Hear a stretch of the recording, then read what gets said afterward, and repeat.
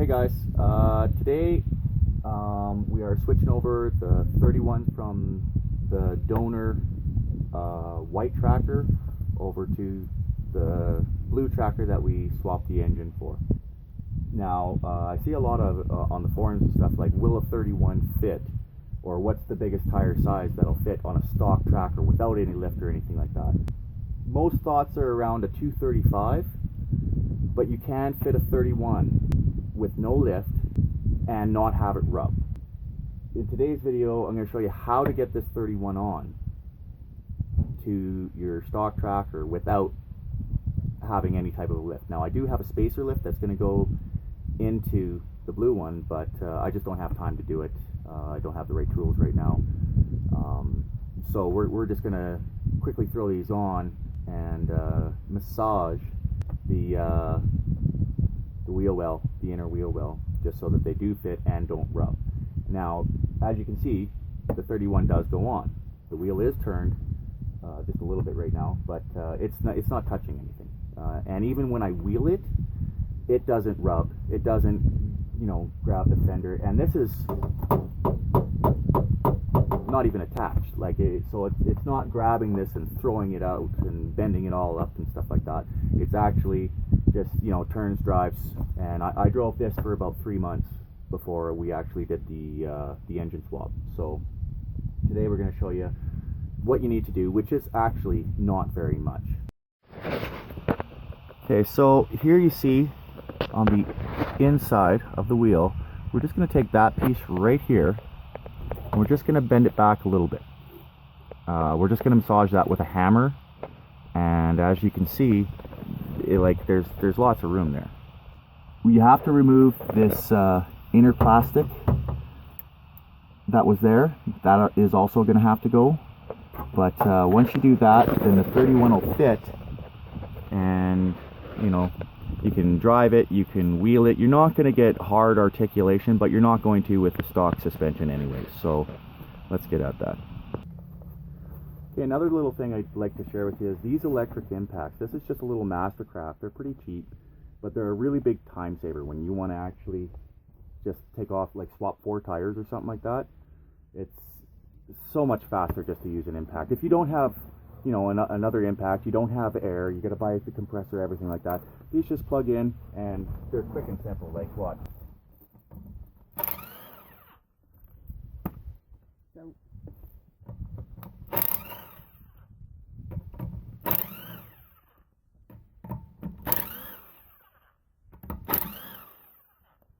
And it's just that quick. See, you didn't have to go out and spend a pile of money on a compressor, a pile of money on a good brand impact or anything like that. I think you get these on sale for like 50, 60 bucks, and I think I got this one for 40 actually on sale. So you just watch your sales, and but I will say that this thing was a big help when it came to switching the engine in this thing. It made things just so much quicker. And like I said, when you go to switch 4 tires, especially if you're doing it right before, if you take your off-road tires and you have your street tires or whatever you do, it's just a quick 1, 2, 3, 4, they're done. We're going to pop this off, and then we're going to get at our wheel well, and then pop on that 31.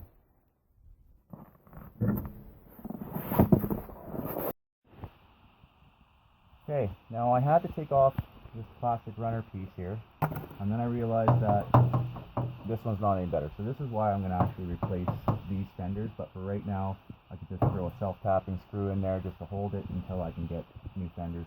But we're just going to bend this over with a BFG hammer and just, tap lightly as you go along. It'll start moving over.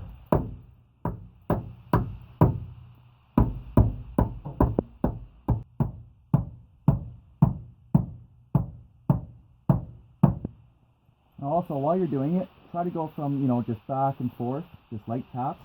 You don't want to just absolutely smack it in and wreck other stuff. You just want to just tap, tap, tap, tap, tap, tap, tap all the way along so that everything just pulls slowly, nicely, so that you're not having to fix a big problem after. If you're going slow, then you can always notice that it's going wrong. and stop or try to bend it back or something like that. But if you just start swinging like a madman, you know, you saw how long it took me.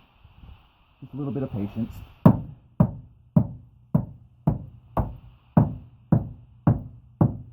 And just flatten that. So there, that's all. That's it. You took out the plastic piece here, and you bent this in. Those 31s are going to fit, and they're not going to rub. Unless you use a wheel spacer or an offset wheel, you might get a little bit of rub on the frame, but that's only at full crank. And even then, it's not very much. You're just going to rub a little bit of the undercoating off, and that's it. And like I said, this is just until I can get the 2-inch spacer lift in, and for now, this is going to be good. This is going to let me run the vehicle to town and back. It's a hell of a lot more fuel efficient than my Chevy. Okay, now we got the 31 off. Now it's time to put her on.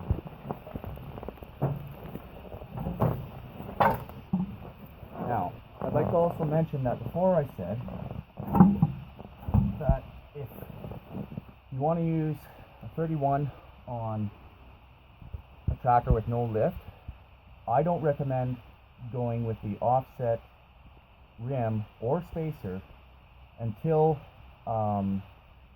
you get the lift in, actually. Just my own preference, because the outside of the tire, when this comes up, it actually tucks in here barely, but it does. Whereas if you have an offset rim or a spacer, it's going to bring this face of the tire out, and that's going to drive up into the top of your wheel well when you do flex. Right now, it'll actually go up into the tire. I've done it lots, and that's what I'll do. So just keep that in mind. Okay, now I had to jack it up a little bit more. It's a much taller tire. So once we get her on,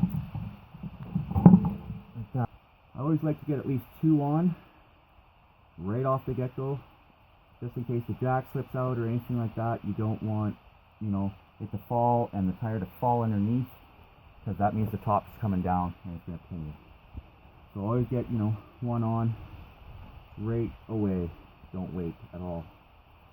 And then the second one on the bottom, just an opposite side. Now that tire isn't going to go anywhere. It can't.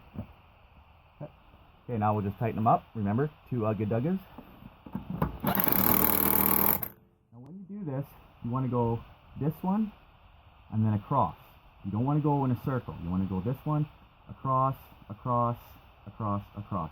Almost like you draw a star. Okay?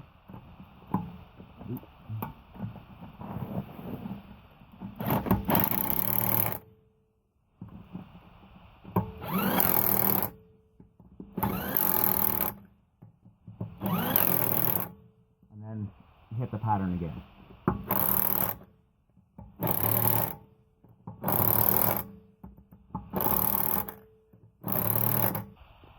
Okay, and now I just tighten them up, 2 ugga-duggas, like I said, but you should get these torqued to the proper specs. If you don't, you can break off your studs.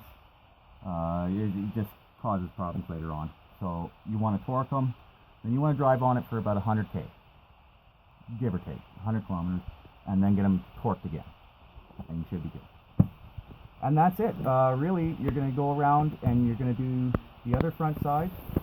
And the rear, you don't have to do anything to, just goes on. And just be careful while you're jacking things up. Make sure that everything's safe, secure. I usually give a good shake to the unit before I crawl underneath or anything like that. I have had vehicles fall and stuff like that. So you want to make sure it's safe. You don't want to just, especially if you don't do mechanics and you're just watching this show to learn how, or to do it for the first or second time. If you usually take things to a mechanic, they've done this lots of times. You don't want to crawl under anything that's jacked up and you don't know what you're doing. You want to make sure that it's safe. Jack stands is always a good idea, but I'm not climbing underneath or anything like that. So that's it. I'm going to go ahead, button this thing up, and let you guys know how it does after that. I've also got I took off this hub for a buddy, gave it to him, and I've got to replace it now with the one off the white one. And like always, if you got something out of this, If you enjoyed it, give a like and a subscribe, and we'll catch you on the next one. I think the 2-inch lift will be next. Okay, thanks a lot, guys. See you on the next one.